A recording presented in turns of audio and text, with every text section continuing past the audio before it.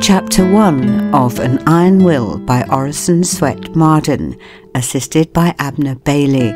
Chapter 1. Training the Will. The education of the will is the object of our existence, says Emerson.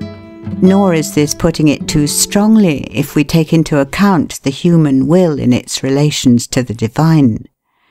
This accords with the saying of J. Stuart Mill that a character is a completely fashioned will. In respect to mere mundane relations, the development and discipline of one's willpower is of supreme moment in relation to success in life. No man can ever estimate the power of will. It is a part of the divine nature, all of a piece with the power of creation. We speak of God's fiat. Fiat lux, let light be. Man has his fiat. The achievements of history have been the choices, the determinations, the creations of the human will. It was the will, quiet or pugnacious, gentle or grim, of men like Wilberforce and Garrison, Goodyear and Cyrus Field, Bismarck and Grant, that made them indomitable. They simply would do what they planned. Such men can no more be stopped than the sun can be, or the tide. Most men fail, not through lack of education or agreeable personal qualities, but from lack of dogged determination, from lack of dauntless will. It is impossible, says Sharman, quote, to look into the conditions under which the battle of life is being fought, without perceiving how much really depends upon the extent to which the willpower is cultivated, strengthened, and made operative in right directions. End quote. Young people need to go into training for it. We live in an age of athletic meets. Those who are determined to have athletic willpower must take for it the kind of exercise they need. This is well illustrated by a report I have seen of the long race from Marathon in the recent Olympian Games, which was won by the young Greek peasant Sotirios Louas. A struggle in the race of life. There had been no great parade about the training of this champion runner. From his work at the plough, he quietly betook himself to the task of making Greece victorious before the assembled strangers from every land. He was known to be a good runner, and without fuss or bustle he entered himself as a competitor. But it was not his speed alone, outdistancing every rival, that made the young Greek stand out from among his fellows that day. When he left his cottage home at Amarousi, his father said to him, "Sotiri, you must only return a victor." The light of a firm resolve shone in the young man's eye. The old father was sure that his boy would win, and so he made his way to the station, there to wait till Sotiri should come in ahead of all the rest. No one knew the old man and his 3 daughters as they elbowed their way through the crowd. When at last the excitement of the assembled multitude told that the critical moment had arrived, that the racers were nearing the goal, the old father looked up through eyes that were a little dim, as he realized that truly Sotiri was leading the way. He was returning a victor. How the crowd surged about the young peasant when the race was fairly won! Wild with excitement, they knew not how to shower upon him sufficient praise. Ladies overwhelmed him with flowers and rings, some even gave him their watches, and one American lady bestowed upon him her jewelled smelling bottle. The princes embraced him, and the king himself saluted him in military fashion. But the young Sotirios was seeking for other praise than theirs. Past the ranks of royalty and fair maidenhood, past the outstretched hands of his own countrymen, past the applauding crowd of foreigners, his gaze wandered till it fell upon an old man, trembling with eagerness, who resolutely pushed his way through the excited, satisfied throng. Then the young face lighted, and as old Louas advanced to the innermost circle with arms outstretched to embrace his boy, the young victor said simply, "You see, father, I have obeyed." mental discipline. The athlete trains for his race, and the mind must be put into training if one will win life's race. It is, says Professor Matthews, quote, only by continued strenuous efforts, repeated again and again, day after day, week after week, and month after month, that the ability can be acquired to fasten the mind to one subject, however abstract or knotty, to the exclusion of everything else. The process of obtaining this self-mastery, this complete command of one's mental powers, is a gradual one, its length varying with the mental constitution of each person, but its acquisition is worth infinitely more than the utmost labour it ever costs." End quote. Perhaps the most valuable result of all education, it was said by Professor Huxley, quote, is the ability to make yourself do the thing you have to do when it ought to be done, whether you like it or not. It is the first lesson which ought to be learned, and however early a man's training begins, it is probably the last lesson which he learns thoroughly. End quote. Doing things once. When Henry Ward Beecher was asked how it was that he could accomplish so much more than other men, he replied, quote, "I don't do more, but less than other people. They do all their work 3 times over, once in anticipation, once in actuality, once in rumination. I do mine in actuality alone, doing it once instead of 3 times." End quote. This was by the intelligent exercise of Mr. Beecher's willpower in concentrating his mind upon what he was doing at a given moment, and then turning to something else. Anyone who has observed businessmen closely has noticed this characteristic.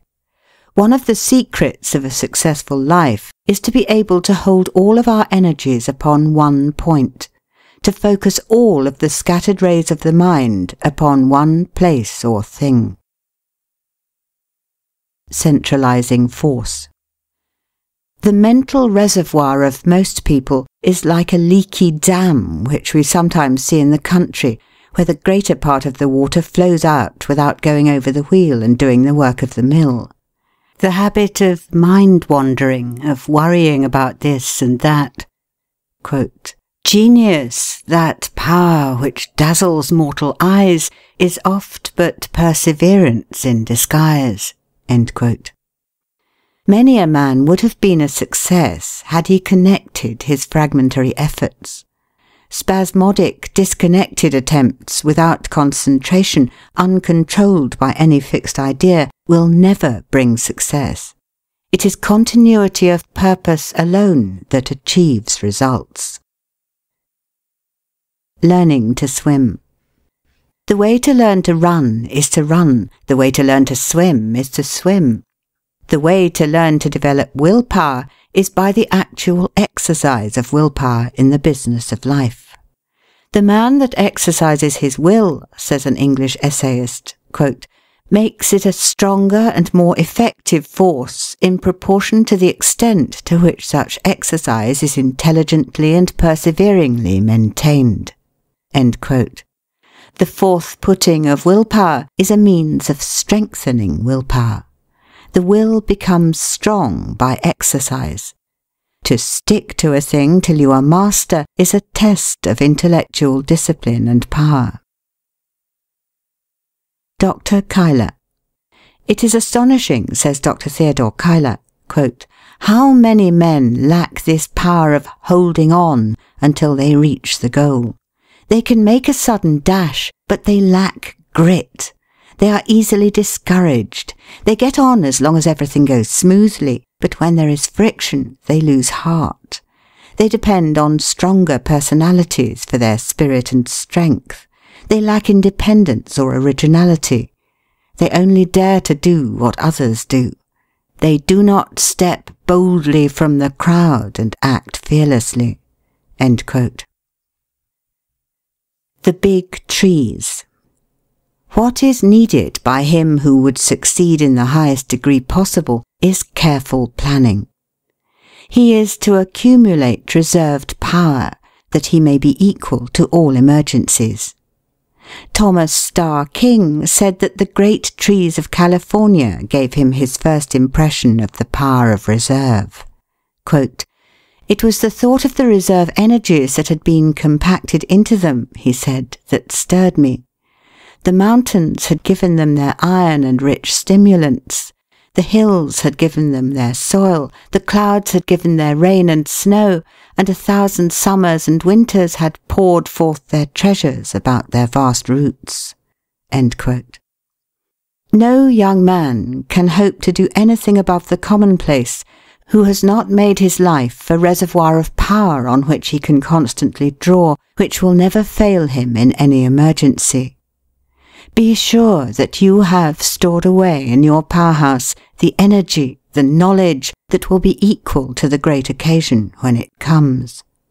"If I were 20 and had but 10 years to live," said a great scholar and writer, quote, "I would spend the first 9 years accumulating knowledge and getting ready for the 10th. End quote. I will. There are no two words in the English language which stand out in bolder relief, like kings upon a checkerboard, to so great an extent as the words I will. There is strength, depth and solidity, decision, confidence and power, determination, vigour and individuality in the round, ringing tone which characterises its delivery. It talks to you of triumph over difficulties, of victory in the face of discouragement, of will to promise and strength to perform, of lofty and daring enterprise, of unfettered aspirations, and of the 1,001 solid impulses by which man masters impediments in the way of progression. As one has well said, quote, "He who is silent is forgotten. He who does not advance falls back. He who stops is overwhelmed, distanced, crushed. He who ceases to become greater becomes smaller. He who leaves off gives up. The stationary is the beginning of the end. It precedes death. To live is to achieve, to will without ceasing." End quote. Be thou a hero. Let thy might tramp on eternal snows its way, and through the ebon walls of night hew down a passage unto day. Park Benjamin. End of Chapter 1.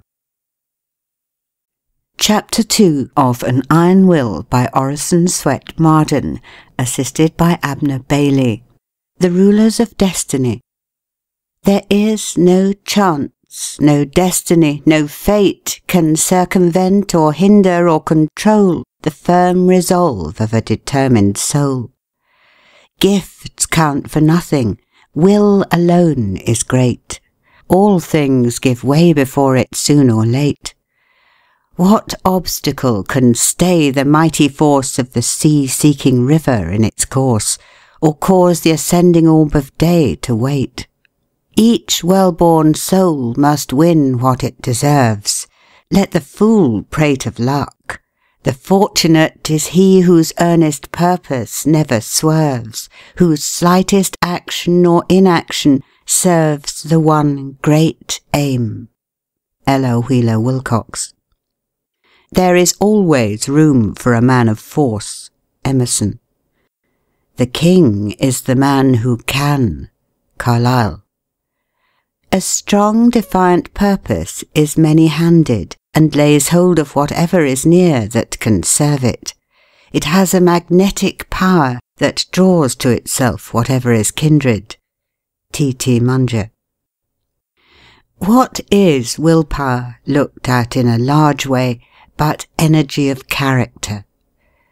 Energy of will, self-originating force, is the soul of every great character. Where it is, there is life. Where it is not, there is faintness, helplessness, and despondency. Let it be your first study to teach the world that you are not wood and straw, that there is some iron in you. Men who have left their mark upon the world have been men of great and prompt decision. The achievements of willpower are almost beyond computation. Scarcely anything seems impossible to the man who can will strongly enough and long enough.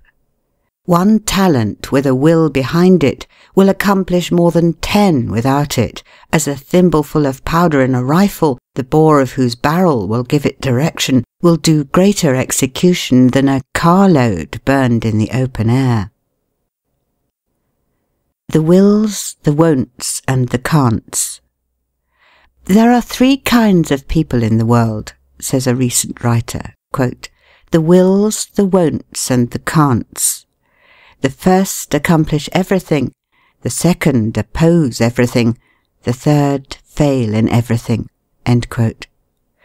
The shores of fortune, as Foster says, are covered with the stranded wrecks of men of brilliant ability, but who have wanted courage, faith, and decision, and have therefore perished in sight of more resolute but less capable adventurers who succeeded in making port. Were I called upon to express in a word the secret of so many failures among those who started out with high hopes, I should say they lacked willpower. They could not half will. And what is a man without a will? He is like an engine without steam.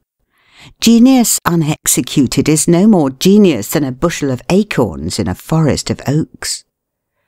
Will has been called the spinal column of personality.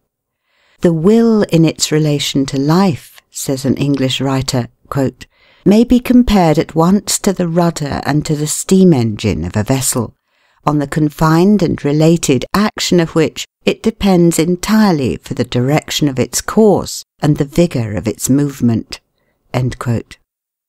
Strength of will is the test of a young man's possibilities. Can he will strong enough and hold whatever he undertakes with an iron grip? It is the iron grip that takes and holds. What chance is there in this crowding, pushy, selfish, greedy world where everything is pusher or pushed for a young man with no will, no grip on life? The man who would forge to the front in this competitive age must be a man of prompt and determined decision. A tailor's needle. It is in one of Ben Jonson's old plays, quote, when I once take the humour of a thing, I am like your tailor's needle. I go through with it. End quote. This is not different from Richelieu, who said, quote, when I have once taken a resolution, I go straight to my aim. I overthrow all. I cut down all. End quote. And in business affairs, the counsel of Rothschild is to the same effect, quote, do without fail that which you determine to do. End quote. Gladstone's children were taught to accomplish to the end whatever they might begin, no matter how insignificant the undertaking might be. What is worse than rashness? It is irresolution that is worse than rashness. He that shoots, says Feltham, quote, may sometimes hit the mark, but he that shoots not at all can never hit it. Irresolution is like an ague. It shakes not this nor that limb, but all the body is at once in a fit. End quote.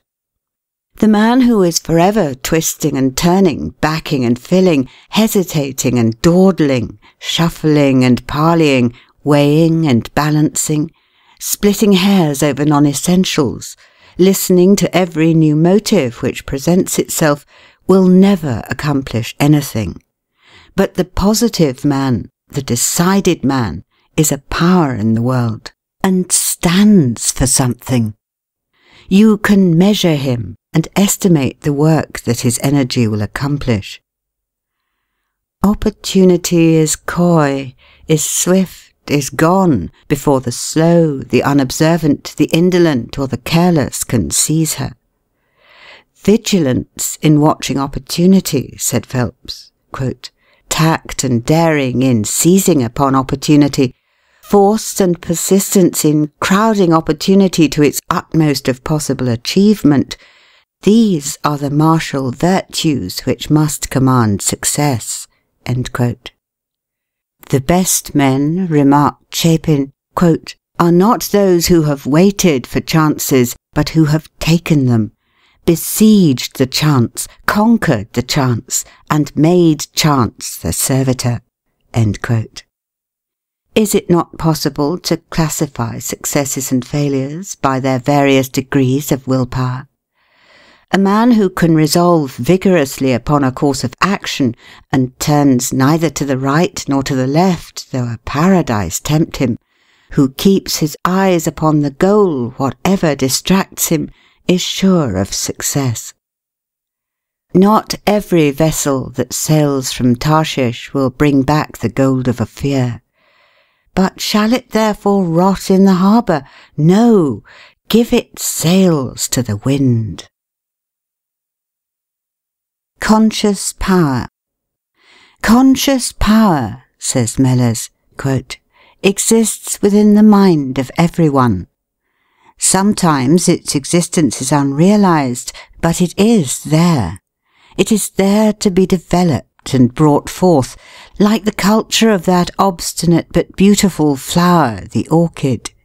To allow it to remain dormant is to place oneself in obscurity, to trample on one's ambition, to smother one's faculties. To develop it is to individualize all that is best within you and give it to the world. It is by an absolute knowledge of yourself, the proper estimate of your own value. End quote. There is hardly a reader, says an experienced educator, quote, who will not be able to recall the early life of at least one young man whose childhood was spent in poverty, and who, in boyhood, expressed a firm desire to secure a higher education. If, a little later, that desire became a declared resolve, soon the avenues opened to that end. That desire and resolve created an atmosphere which attracted the forces necessary to the attainment of the purpose. Many of these young men will tell us that, as long as they were hoping and striving and longing, mountains of difficulty rose before them, but that when they fashioned their hopes into fixed purposes, aid came unsought to help them on the way. End quote. Do you believe in yourself? The man without self-reliance and an iron will is the plaything of chance, the puppet of his environment, the slave of circumstances. Are not doubts the greatest of enemies? If you would succeed up to the limit of your possibilities, must you not constantly hold to the belief that you are success organized, and that you will be successful, no matter what opposes? You are never to allow a shadow of doubt to enter your mind that the Creator intended you to win in life's battle. Regard every suggestion that your life may be a failure, that you are not made like those who succeed, and that success is not for you, as a traitor, and expel it from your mind as you would a thief from your house. There is something sublime in the youth who possesses the spirit of boldness and fearlessness, who has proper confidence in his ability to do and dare. The world takes us at our own valuation. It believes in the man who believes in himself, but it has little use for the timid man, the one who is never certain of himself, who cannot rely on his own judgment, who craves advice from others and is afraid to go ahead on his own account.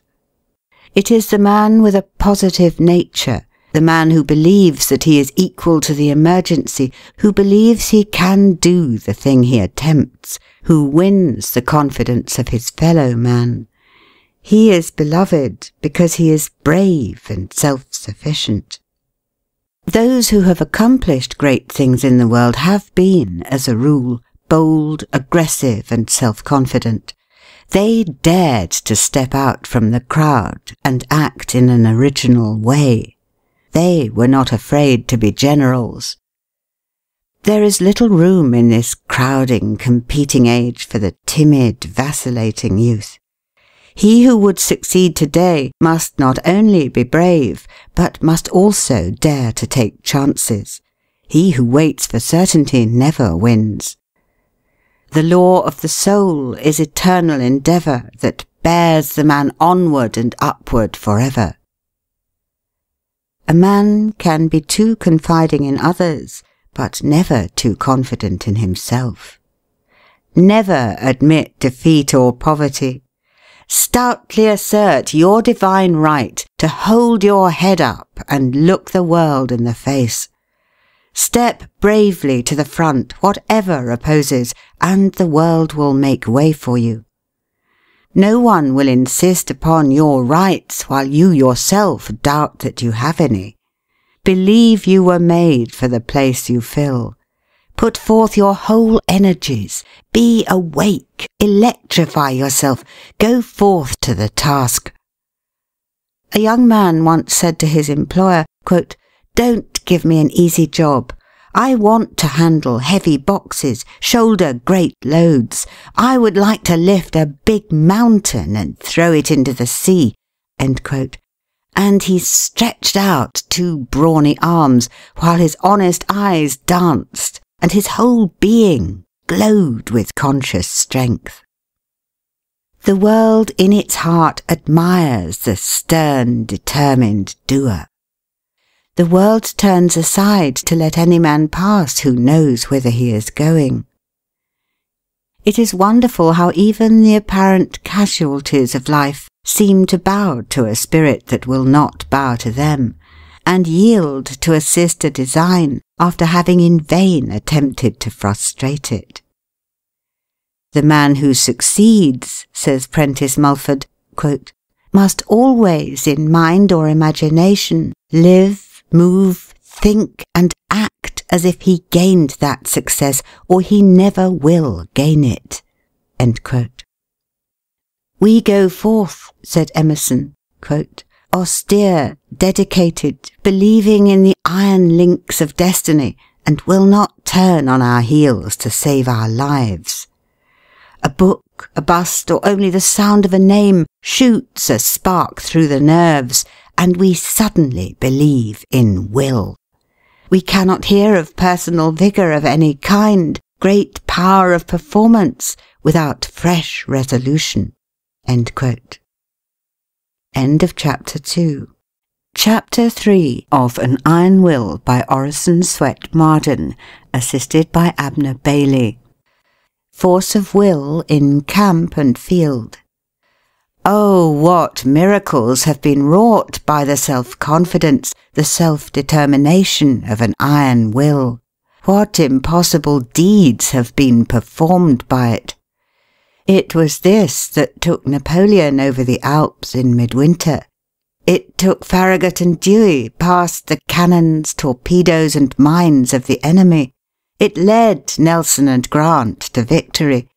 It has been the great tonic in the world of discovery, invention, and art. It has helped to win the 1,000 triumphs in war and science which were deemed impossible.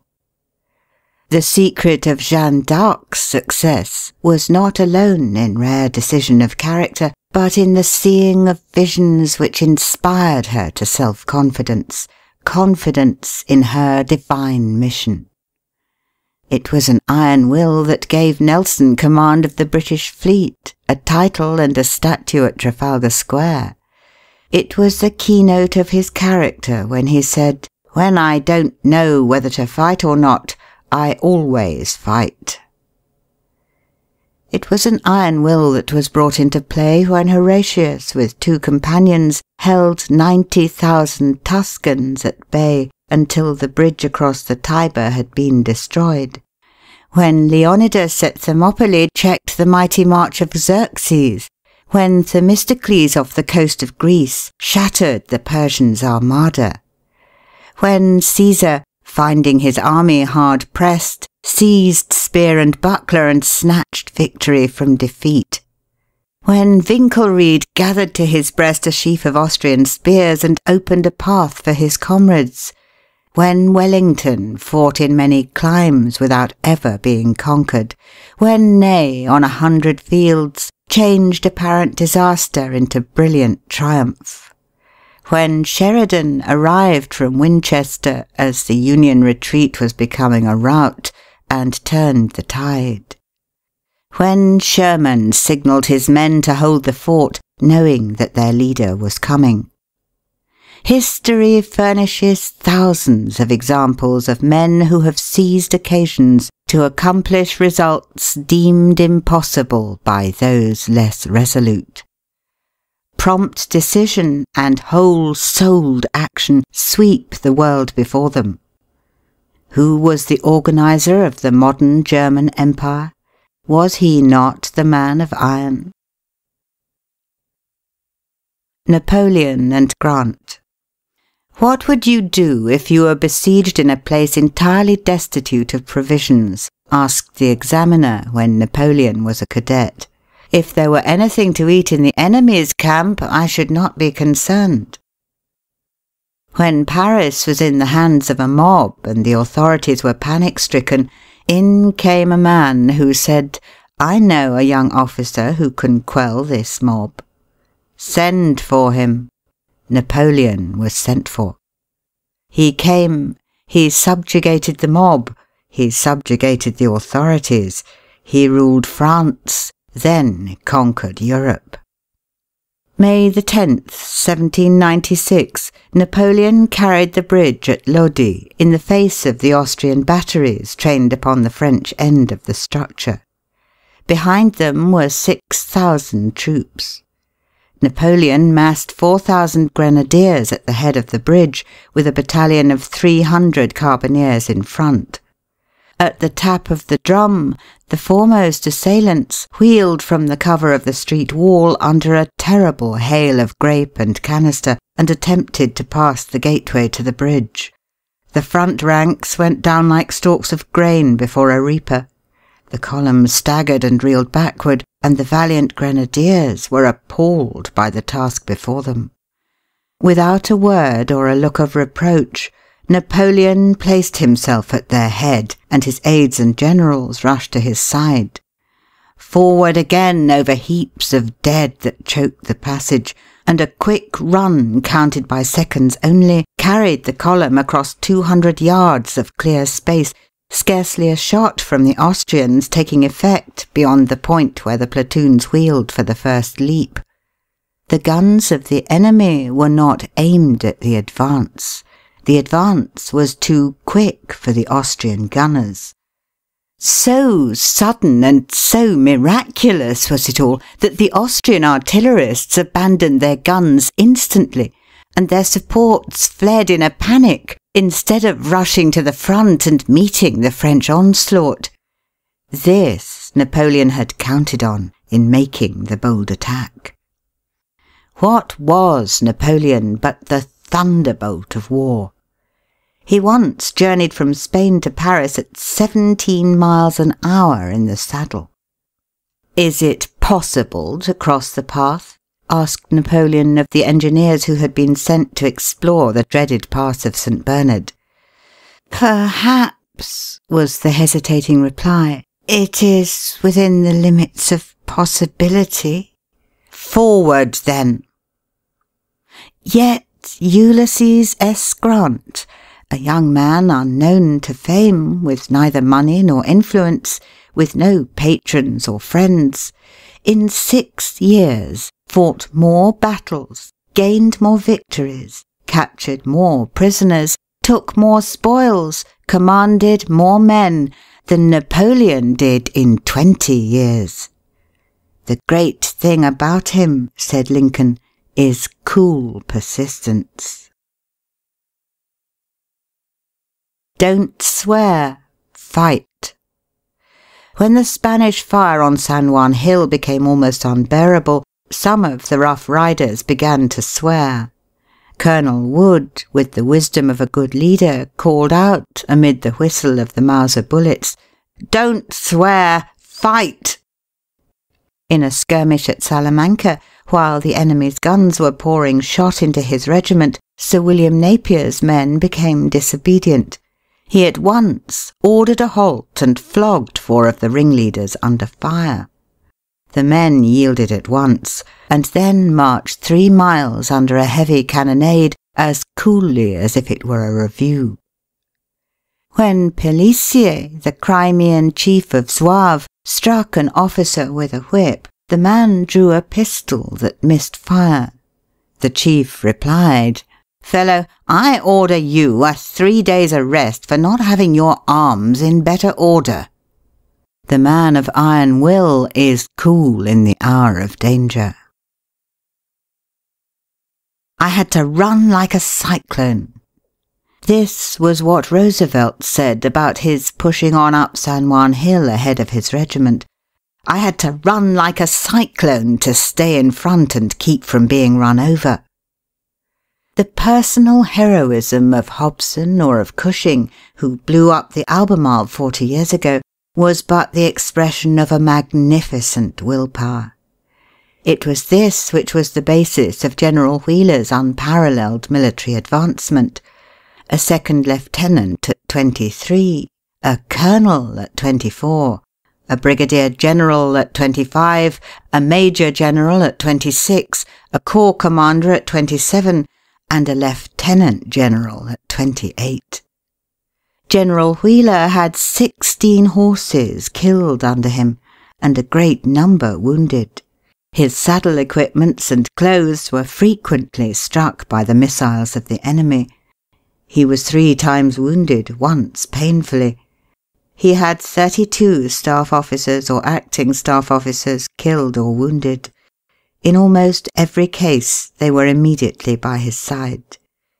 No officer was ever more exposed to the missiles of death than Joseph Wheeler.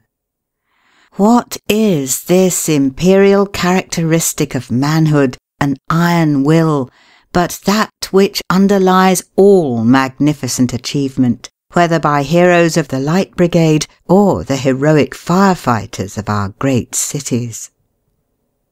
End of Chapter 3. Chapter 4 of An Iron Will by Orison Swett Marden, assisted by Abner Bailey. Willpower in its relation to health and disease. 1. There is no doubt that, as a rule, great decision of character is usually accompanied by great constitutional firmness. Men who have been noted for great firmness of character have usually been strong and robust. As a rule, it is the strong physical man who carries weight and conviction. Take as an example William the Conqueror as he is pictured by Green in his history. Quote, "The very spirit of the sea robbers from whom he sprang seemed embodied in his gigantic form, his enormous strength, his savage countenance, his desperate bravery. No other knight under heaven, his enemies confessed, was William's peer. No other man could bend William's bow. His mace crashed through a ring of English warriors to the foot of the standard. He rose to his greatest heights in moments when other men despaired. No other man who ever sat upon the throne of England was this man's match." End quote. Or take Webster. Sidney Smith said, quote, "Webster is a living lie, because no man on earth can be as great as he looks." End quote. Carlyle said of him, quote, "One would incline at sight to back him against the world." End quote. His very physique was eloquent. Men yielded their wills to his at sight. The great prizes of life ever fall to the robust, the stalwart, the strong. Not to a huge muscle or powerful frame necessarily, but to a strong vitality, a great nervous energy. It is the Lord Brougham's working almost continuously 144 hours. It is the Napoleon's 20 hours in the saddle. It is the Franklin's camping out in the open air at 70. It is the Gladstones firmly grasping the helm of the ship of state at 84, tramping miles every day and chopping down huge trees at 85, who accomplish the great things of life. To prosper, you must improve your brain power, and nothing helps the brain more than a healthy body. The race of today is only to be won by those who will study to keep their bodies in such good condition that their minds are able and ready to sustain that high pressure on memory and mind which our present fierce competition engenders. It is health rather than strength that is now wanted. Health is essentially the requirement of our time to enable us to succeed in life. In all modern occupations, from the nursery to the school, from the school to the shop or world beyond, the brain and nerve strain go on, continuous, augmenting and intensifying. As a rule, physical vigour is the condition of a great career. Stonewall Jackson, early in life, determined to conquer every weakness he had, physical, mental, and moral. He held all of his powers with a firm hand. To his great self-discipline and self-mastery he owed his success. So determined was he to harden himself to the weather that he could not be induced to wear an overcoat in winter. "I will not give in to the cold," he said. For a year, on account of dyspepsia, he lived on buttermilk and stale bread, and wore a wet shirt next his body because his doctor advised it, although everybody else ridiculed the idea. This was while he was professor at the Virginia Military Institute. His doctor advised him to retire at 9 o'clock, and no matter where he was or who was present, he always sought his bed on the minute. He adhered rigidly through life to this stern system of discipline. Such self-training, such self-conquest, gives one great power over others. It is equal to genius itself. "I can do nothing," said Grant, "without 9 hours' sleep." What else is so grand as to stand on life's threshold, fresh, young, hopeful, with a consciousness of power equal to any emergency, a master of the situation? The glory of a young man is his strength. Our great need of the world today is for men and women who are good animals. To endure the strain of our concentrated civilization, the coming man and woman must have an excess of animal spirits. They must have a robustness of health. Mere absence of disease is not health. It is the overflowing fountain, not the one half full, that gives life and beauty to the valley below. Only he is healthy who exults in mere animal existence, whose very life is a luxury, who feels a bounding pulse throughout his body, who feels life in every limb, as dogs do when scouring over the field, or as boys do when gliding over fields of ice. 2. Yet, in spite of all this, in defiance of it, we know that an iron will is often triumphant in the contest with physical infirmity. Quote, "Brave spirits are a balsam to themselves. There is a nobleness of mind that heals wounds beyond salves." End quote. "One day," said a noted rope walker, quote, "I signed an agreement to wheel a barrow along a rope on a given day. A day or two before, I was seized with lumbago. I called in my medical man and told him I must be cured by a certain day, not only because I should lose what I hoped to earn, but also forfeit a large sum. I got no better, and the doctor forbade my getting up. I told him, What do I want with your advice? If you cannot cure me, of what good is your advice?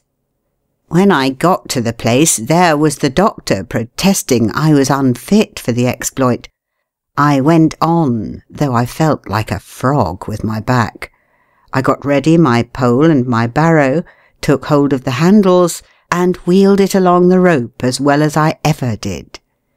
When I got to the end, I wheeled it back again, and when this was done, I was a frog again. What made me that I could wheel the barrow? It was my reserve will." End quote. "What does he know," asks the sage, "who has not suffered?" End quote. Did not Schiller produce his greatest tragedies in the midst of physical suffering almost amounting to torture?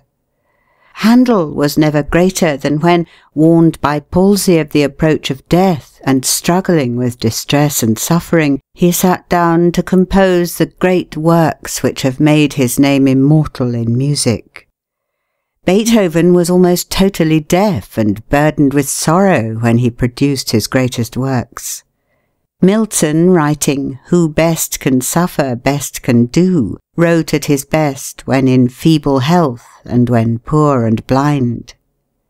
Quote, "Yet I argue not against heaven's hand or will, nor bate a jot of heart or hope, but still bear up and steer right onward."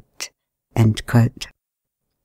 The Reverend William H. Milburn, who lost his sight when a child, studied for the ministry and was ordained before he attained his majority. He has written 6 books, among them a very careful history of the Mississippi Valley. He has long been chaplain of the Lower House of Congress. Blind Fanny Crosby of New York was a teacher of the blind for many years.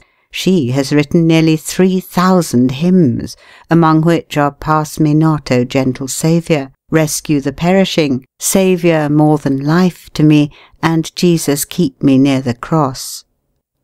"The truest help we can render one who is afflicted," said Bishop Brooks, quote, "is not to take his burden from him, but to call out his best energy, that he may be able to bear."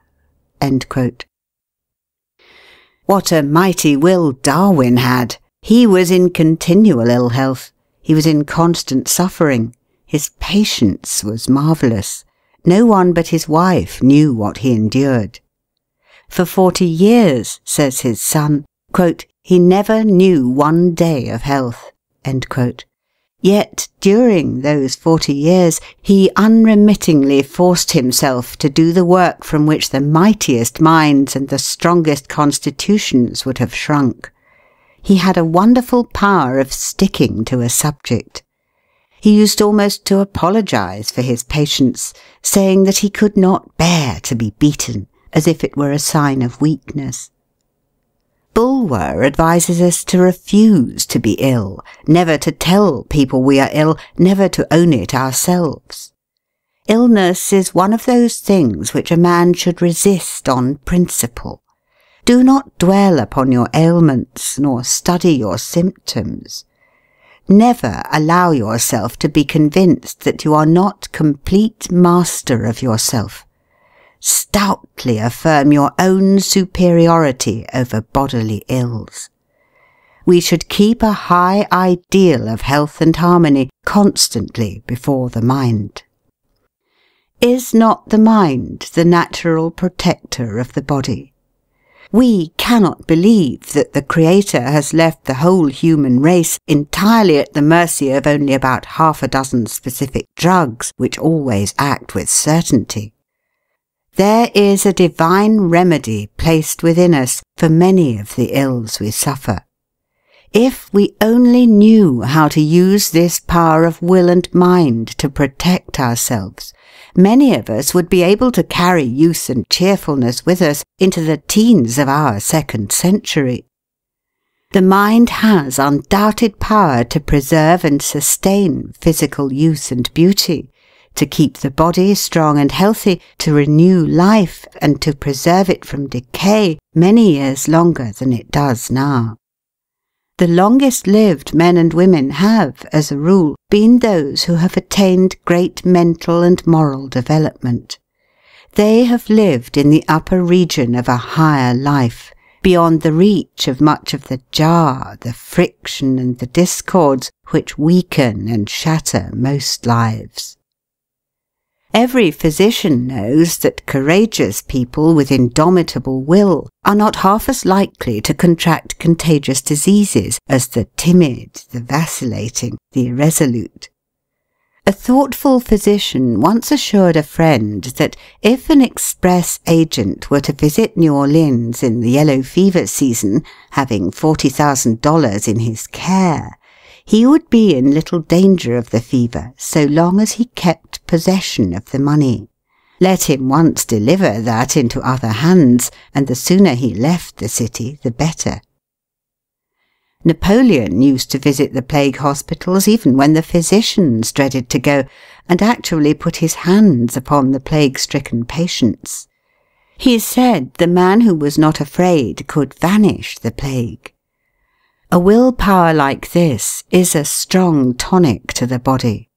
Such a will has taken many men from apparent deathbeds and enabled them to perform wonderful deeds of valour.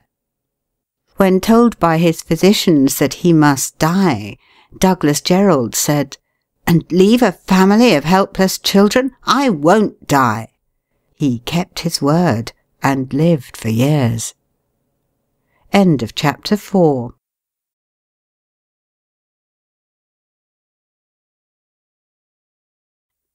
The romance of achievement under difficulties. What doth the poor man's son inherit? Stout muscles and a sinewy heart, a hardy frame, a hardier spirit. King of two hands, he does his part in every useful toil and art. A heritage, it seems to me, a king might wish to hold in fee. Lowell. Has not God given every man a capital to start with? Are we not born rich? He is rich who has good health, a sound body, good muscles. He is rich who has a good head, a good disposition, a good heart. He is rich who has 2 good hands with 5 chances on each. Equipped? Every man is equipped as only God could equip him. What a fortune he possesses in the marvellous mechanism of his body and mind! It is individual effort that has achieved everything worth achieving. The fun of the little game. A big Australian, 6 feet 4, James Tyson, died not long since with a property of $25 million, who began life as a farmhand. Tyson cared little for money. He used to say of it, "I shall just leave it behind me when I go. I shall have done with it then, and it will not concern me afterwards. But," he would add with a characteristic semi-exultant snap of the fingers, "the money is nothing. It was the little game that was the fun." Being asked what was the little game, he replied with an energy of concentration peculiar to him, "Fighting the desert. That has been my work. I have been fighting the desert all my life, and I have won. I have put water where was no water, and beef where was no beef. I have put fences where there were no fences, and roads where there were no roads. Nothing can undo what I have done, and millions will be happier for it after I am long dead and forgotten." Has not self-help accomplished about all the great things of the world? How many young men falter, faint, and dally with their purpose because they have no capital to start with, and wait for some good luck to give them a lift? But success is the child of drudgery and perseverance. It cannot be coaxed or bribed. Pay the price, and it is yours. A constant struggle, a ceaseless battle to bring success from inhospitable surroundings is the price of all great achievements. Conquerors of fortune. Benjamin Franklin had this tenacity of purpose in a wonderful degree. When he started in the printing business in Philadelphia, he carried his material through the streets on a wheelbarrow. He hired one room for his office, workroom, and sleeping room. He found a formidable rival in the city and invited him to his room. Pointing to a piece of bread from which he had just eaten his dinner, he said, "Unless you can live cheaper than I can, you cannot starve me out." It was so that he proved the wisdom of Edmund Burke's saying that, quote, "He that wrestles with us strengthens our nerves and sharpens our skill. Our antagonist is our helper." End quote. The poor and friendless lad George Peabody, weary, footsore, and hungry, called at a tavern in Concord, New Hampshire, and asked to be allowed to saw wood for lodging and breakfast. Yet he put in work for everything he ever received, and outmatched the poverty of early days. Gideon Lee could not even get shoes to wear in winter when a boy, but he went to work barefoot in the snow. He made a bargain with himself to work 16 hours a day. He fulfilled it to the letter, and when from interruption he lost time, he robbed himself of sleep to make it up. He became a wealthy merchant of New York, mayor of the city, and a member of Congress. Commercial courage. The business affairs of a gentleman named Roos were once in a complicated condition owing to his conflicting interests in various states, and he was thrown into prison. While confined, he wrote on the walls of his cell, quote, "I am 40 years of age this day. When I am 50, I shall be worth $500,000, and by the time I am 60, I shall be worth $1 million." End quote. He lived to accumulate more than $3 million. The ruin which overtakes so many merchants, says Whipple, quote, "is due not so much to their lack of business talent as to their lack of business nerve." End quote.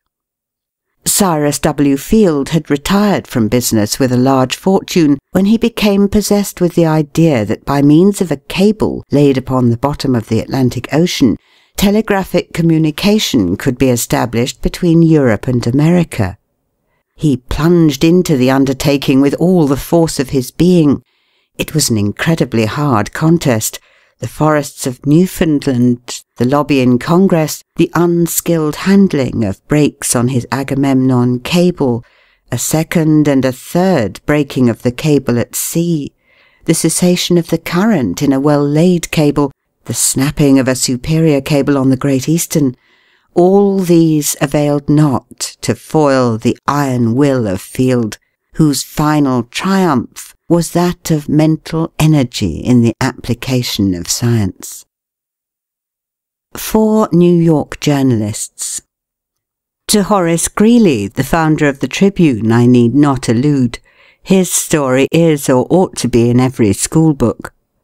James Brooks, once the editor and proprietor of the Daily Express and later an eminent congressman, began life as a clerk in a store in Maine, and when 21 received for his pay a hogshead of New England rum.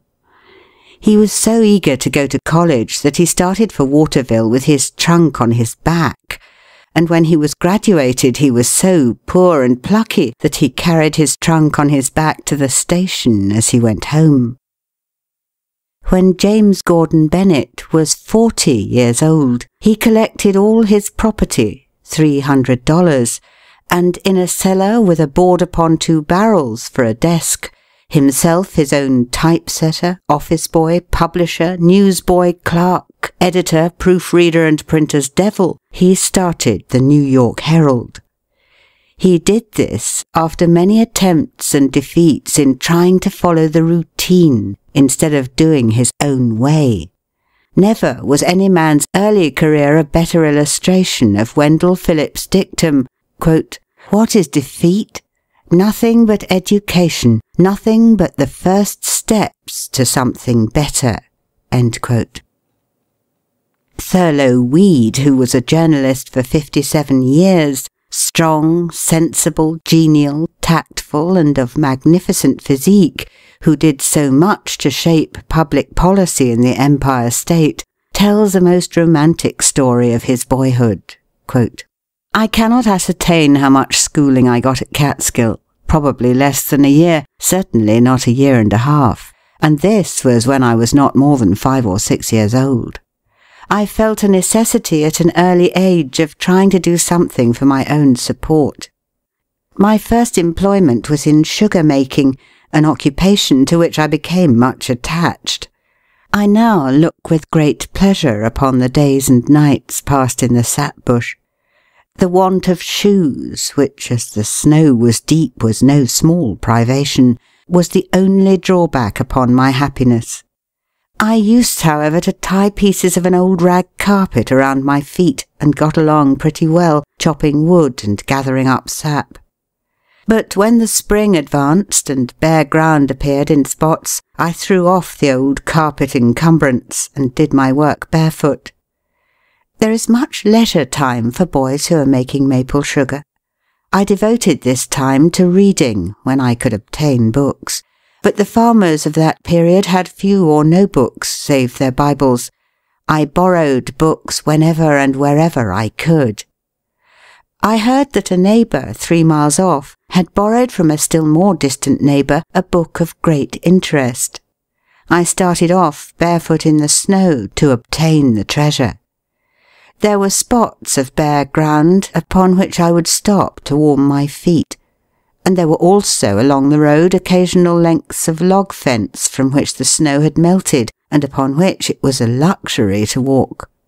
The book was at home, and the good people consented, upon my promise that it should be neither torn nor soiled, to lend it to me. In returning with the prize, I was too happy to think of the snow or my naked feet. Candles were then among the luxuries, not the necessaries of life. If boys, instead of going to bed after dark, wanted to read, they supplied themselves with pine knots, by the light of which, in a horizontal position, they pursued their studies. In this manner, with my body in the sugar-house and my head out of doors where the fat pine was blazing, I read with intense interest the book I had borrowed, A History of the French Revolution. Weed's next earning was in an iron foundry at Onondaga. My business was, after a casting, to temper and prepare the moulding dogs myself. This was night and day work. We ate salt pork and rye and Indian bread 3 times a day, and slept on straw in bunks. I liked the excitement of a furnace life." End quote. When he went to the Albany Argus to learn the printing business, he worked from 5 in the morning till 9 at night. From humblest beginnings. The more difficulties one has to encounter, within and without, the more significant and the higher in inspiration his life will be. Horace Bushnell. The story of Weed and of Greeley is not an uncommon one in America. Some of the most eminent men on the globe have struggled with poverty in early life and triumphed over it. The astronomer Kepler, whose name can never die, was kept in constant anxieties, and he told fortunes by astrology for a livelihood, saying that astrology, as the daughter of astronomy, ought to keep her mother. All sorts of service he had to accept. He made almanacs and worked for anyone who would pay him. Linnaeus was so poor when getting his education that he had to mend his shoes with folded paper, and often had to beg his meals of his friends. During the 10 years in which he made his greatest discoveries, Isaac Newton could hardly pay 2 shillings a week to the Royal Society, of which he was a member. Some of his friends wanted to get him excused from this payment, but he would not allow them to act. Humphrey Davy had but a slender chance to acquire great scientific knowledge, yet he had true metal in him, and he made even old pans, kettles, and bottles contribute to his success as he experimented and studied in the attic of the apothecary store where he worked. George Stephenson was one of 8 children, whose parents were so poor that all lived in a single room. George had to watch cows for a neighbour, but he managed to get time to make engines of clay with hemlock sticks for pipes. At 17 he had charge of an engine with his father for firemen. He could neither read nor write, but the engine was his teacher, and he a faithful student. While the other hands were playing games or loafing in liquor shops during the holidays, George was taking his machine to pieces, cleaning it, studying it, and making experiments in engines. When he had become famous as a great inventor of improvements in engines, those who had loafed and played called him lucky. It was by steadfastly keeping at it, by indomitable willpower, that these men won their positions in life. Quote, "We rise by the things that are under our feet, by what we have mastered of good or gain." End quote. Talent in tatters. Among the companions of Sir Joshua Reynolds while he was studying his art at Rome was a fellow pupil of the name of Astley. They made an excursion with some others on a sultry day, and all except Astley took off their coats. After several taunts, he was persuaded to do the same, and displayed on the back of his waistcoat a foaming waterfall. Distress had compelled him to patch his clothes with one of his own landscapes. James Sharples, the celebrated blacksmith artist of England, was very poor, but he often rose at 3 o'clock to copy books he could not buy. He would walk 18 miles to Manchester and back after a hard day's work to buy a shilling's worth of artists' materials. He would ask for the heaviest work in the blacksmith shop because it took a longer time to heat at the forge, and he could thus have many spare minutes to study the precious book, which he propped up against the chimney. He was a great miser of spare moments, and used every one as though he might never see another. He devoted his leisure hours for 5 years to that wonderful production, The Forge, copies of which are to be seen in many a home. It was by one unwavering aim, carried out by an iron will, that he wrought out his life triumph. "That boy will beat me one day," said an old painter as he watched a little fellow named Michelangelo making drawings of pots and brushes, easel and stool, and other articles in the studio. The barefoot boy did persevere until he had overcome every difficulty and become the greatest master of art the world has known.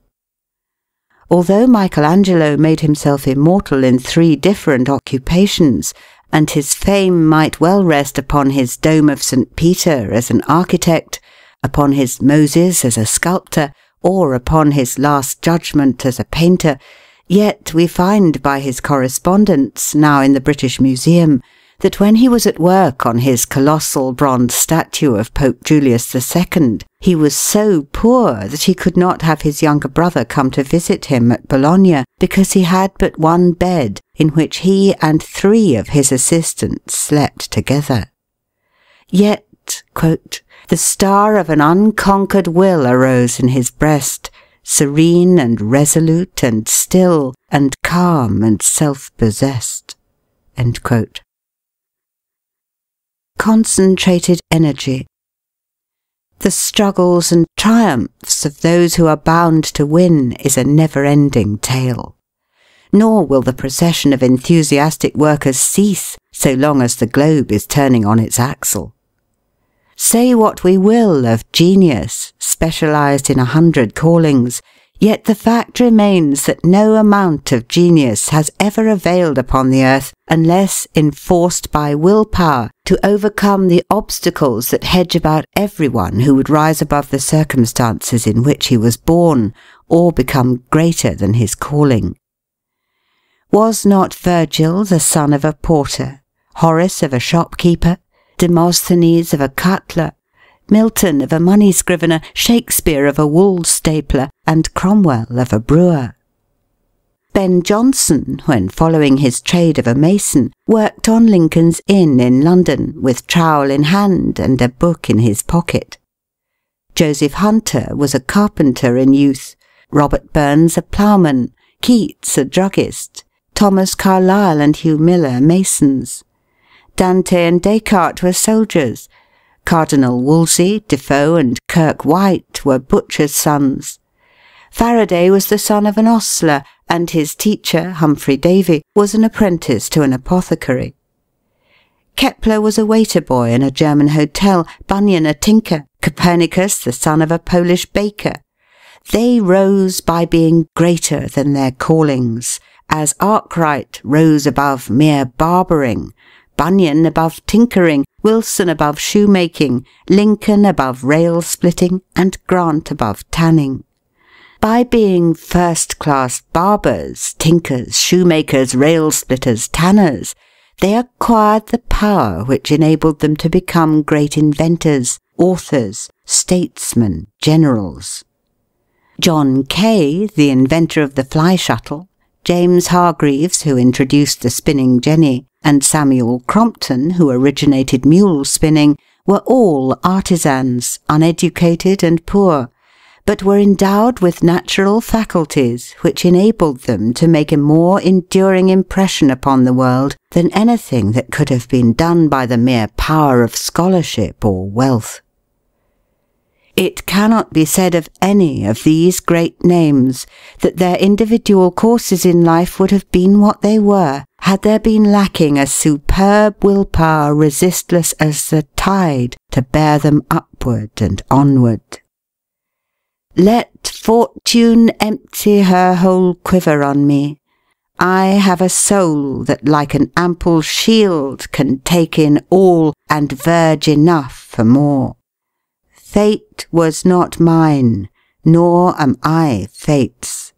Souls know no conquerors. Dryden. End of Chapter 5. Chapter 6 of An Iron Will by Orison Swett Marden. Staying Power. Never give up. There are chances and changes helping the hopeful 100 to 1. And through the chaos, high wisdom arranges ever success, if you'll only hold on. Never give up, for the wisest is boldest, knowing that Providence mingles the cup. And of all maxims the best, as the oldest, is the stern watchword of never give up. Be firm. One constant element of luck is genuine, solid, old Teutonic pluck. Holmes. Success in most things depends on knowing how long it takes to succeed. Montesquieu. The power to hold on is characteristic of all men who have accomplished anything great. They may lack in some other particular, have many weaknesses or eccentricities, but the quality of persistence is never absent from a successful man. No matter what opposition he meets or what discouragement overtakes him, drudgery cannot disgust him, obstacles cannot discourage him, labour cannot weary him, misfortune, sorrow, and reverses cannot harm him. It is not so much brilliancy of intellect or fertility of resource as persistency of effort, constancy of purpose that makes a great man. Those who succeed in life are the men and women who keep everlastingly at it, who do not believe themselves geniuses, but who know that if they ever accomplish anything, they must do it by determined and persistent industry. Audubon, after years of forest life, had 200 of his priceless drawings destroyed by mice. A poignant flame, he relates, pierced my brain like an arrow of fire, and for several weeks I was prostrated with fever. At length physical and moral strength awoke within me. Again I took my gun, my game bag, my portfolio and my pencils, and plunged once more into the depths of the forests.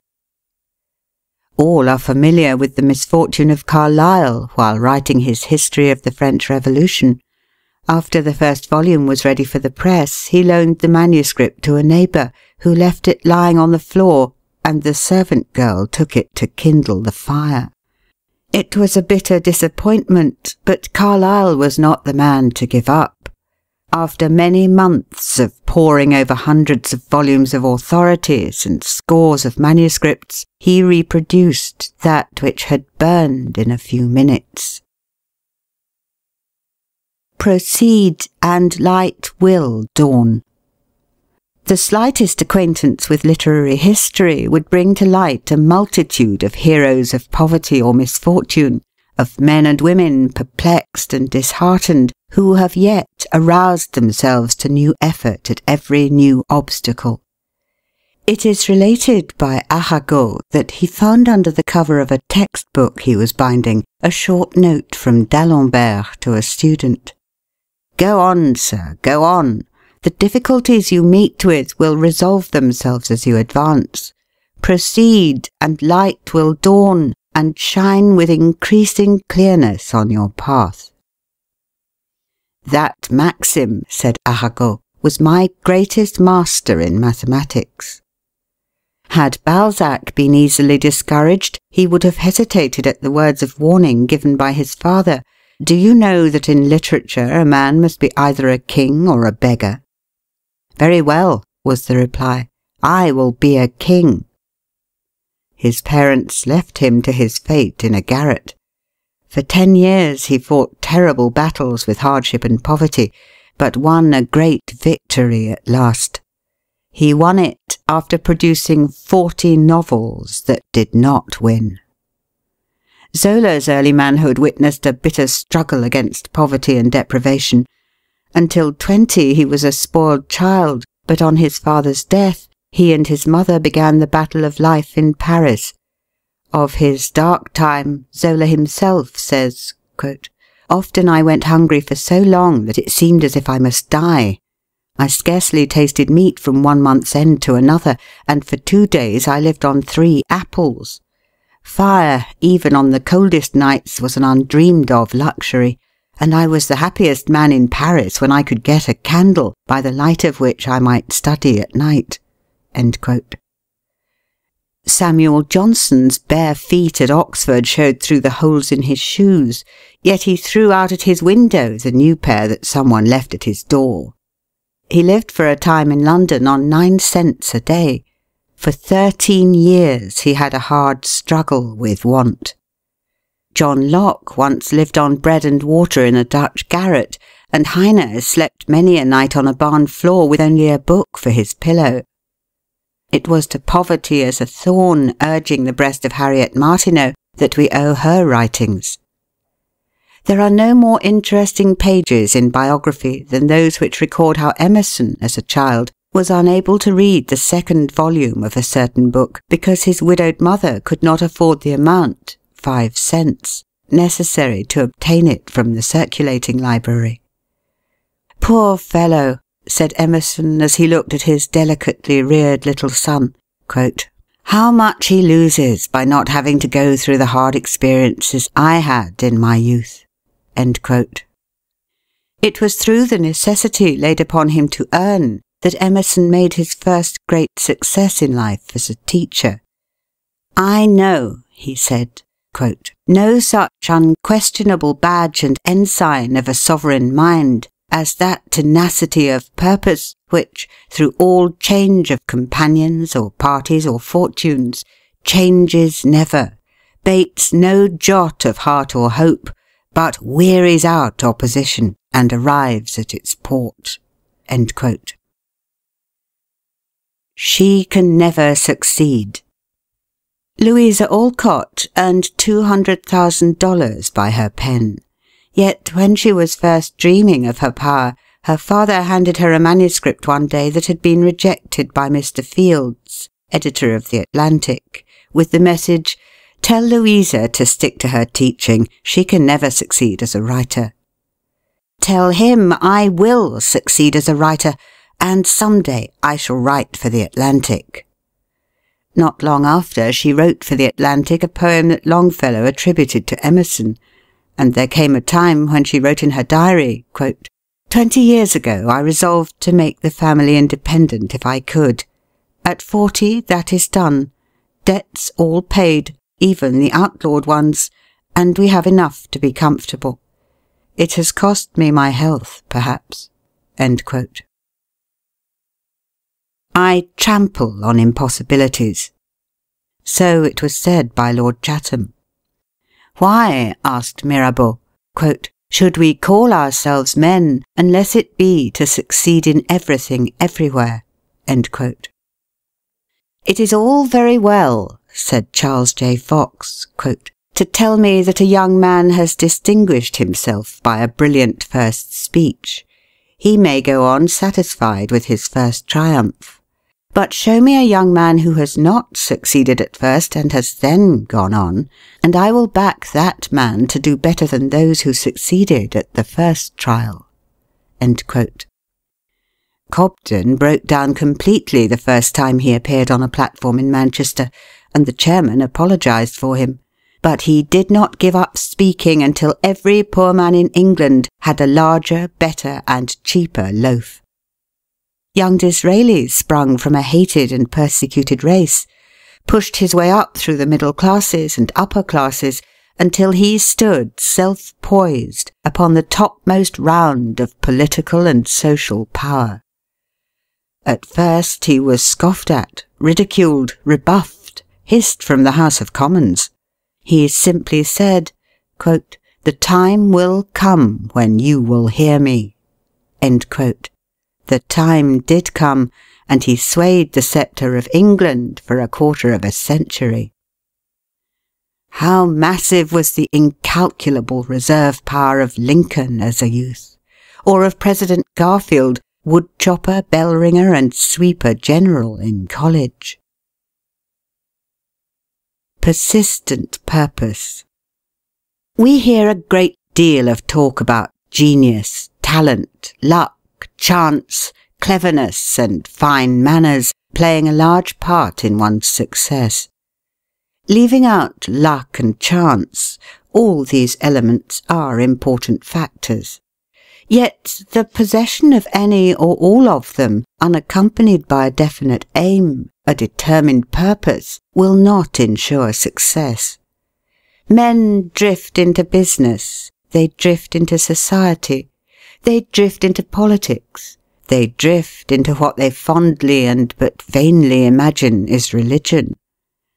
If winds and tides are favourable, all is well. If not, all is wrong.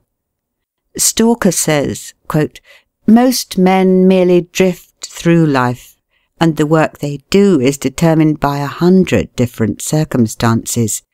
They might as well be doing anything else, or they would prefer to be doing nothing at all. End quote.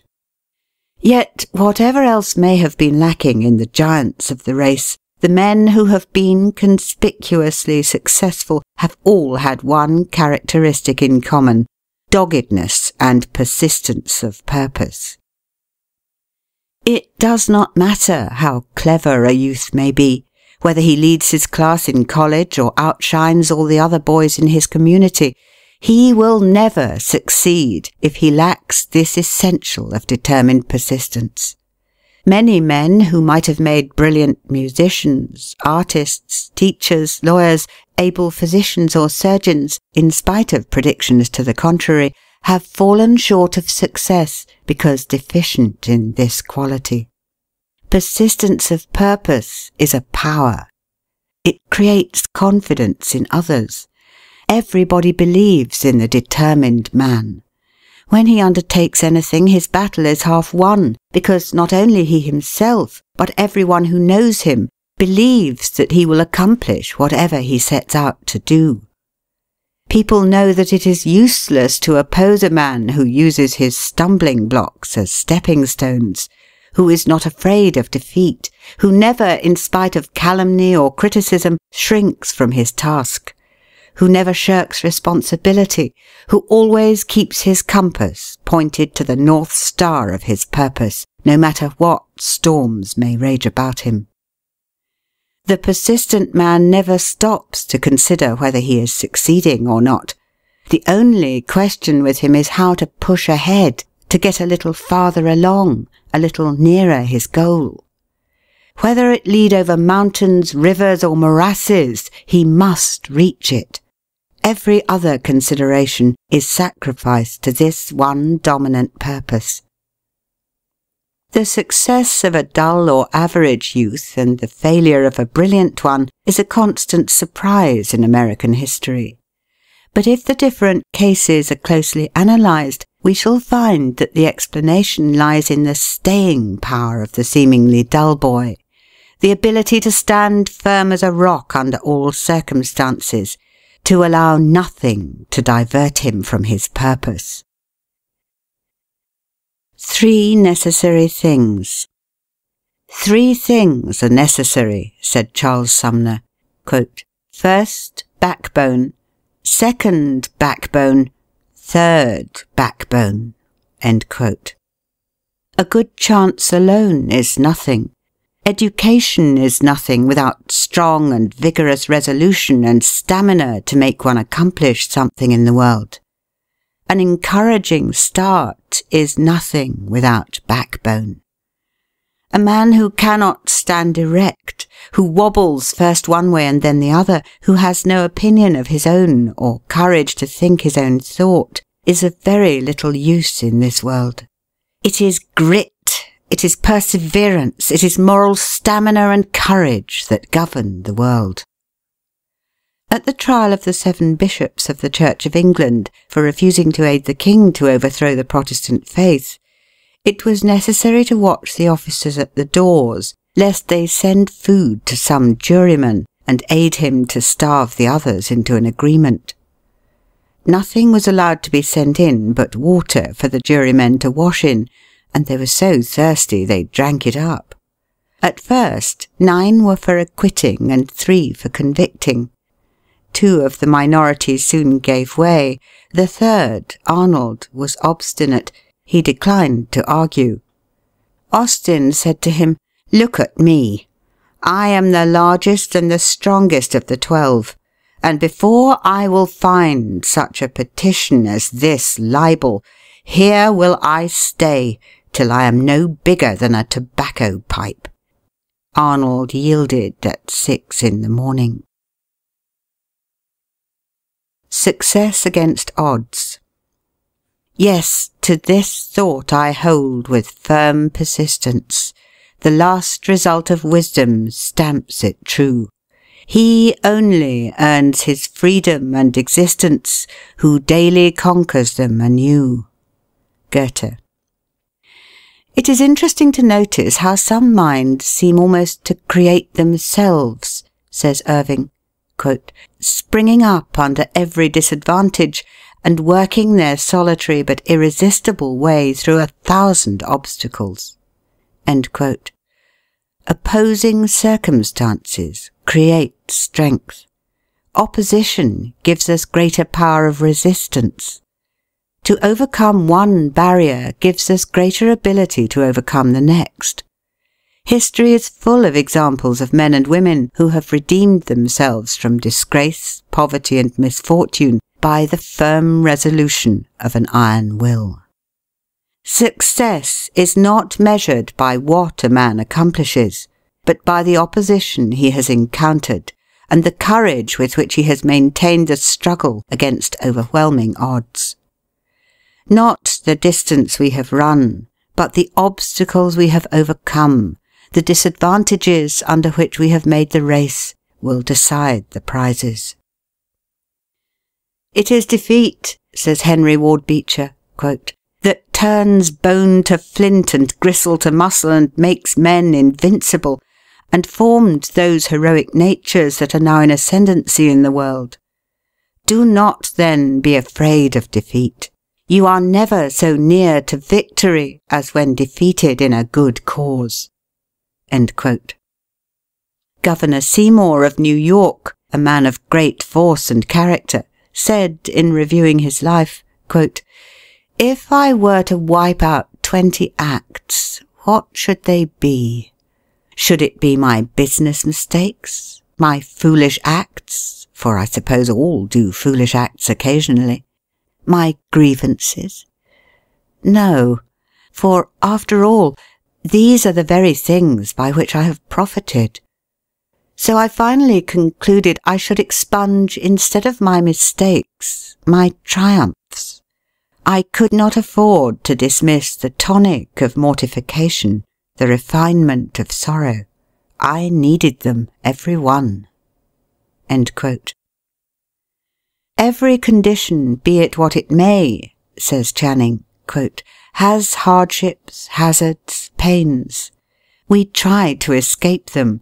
We pine for a sheltered lot, for a smooth path, for cheering friends and unbroken success. But Providence ordains storms, disasters, hostilities, sufferings, and the great question whether we shall live to any purpose or not, whether we shall grow strong in mind and heart, or be weak and pitiable, depends on nothing so much as on our use of the adverse circumstances. Outward evils are designed to school our passions, and to rouse our faculties and virtues into intenser action. Sometimes they seem to create new powers. Difficulty is the element, and resistance the true work of man. Self-culture never goes on so fast as when embarrassed circumstances, the opposition of men or the elements, unexpected changes of the times, or other forms of suffering, instead of disheartening, throw us on our inward resources, turn us for strength to God, clear up to us the great purpose of life, and inspire calm resolution. No greatness or goodness is worth much unless tried in these fires." End quote. Better to stem with heart and hand the roaring tide of life than lie unmindful on its flowery strand of God's occasions drifting by. Better with naked nerve to bear the needles of this goading air than in the lap of sensual ease forego the godlike power to do, the godlike aim to know. Whittier. End of Chapter 6. Chapter 5 of An Iron Will by Orison Swett Marden. Chapter 7 of An Iron Will by Orison Swett Marden. The Degree of O.O. When Moody first visited Ireland, he was introduced by a friend to an Irish merchant who asked at once, "Is he an O.O.?" Out and out. That was what O.O. stood for. Out and out for God. That was what this merchant meant. He indeed is but a wooden man, and a poor stick at that, who is decided in everything else, but who never knows where he is at in all moral relations, being religiously nowhere. The early books of the Hebrews have much to say about the Valley of Decision and the development of out-and-out moral character.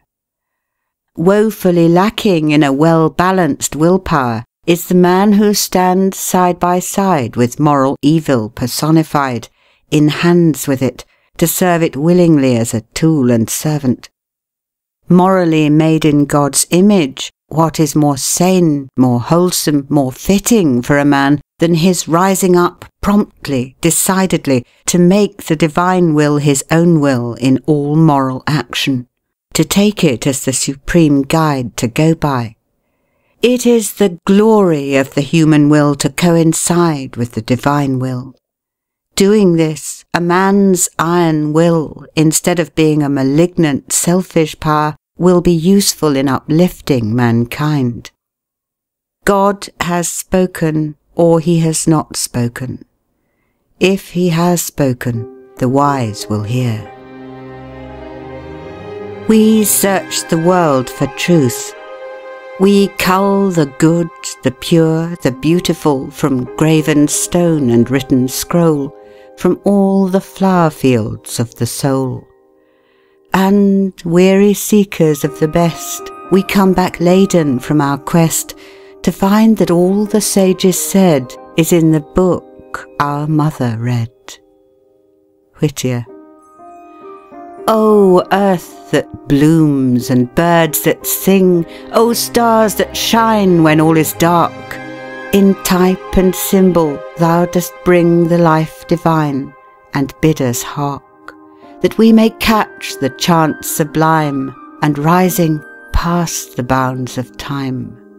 So shall we win the goal divine, our immortality. Carol Norton. End of An Iron Will by Orison Swett Marden, assisted by Abner Bailey. Read by Ruth Golding.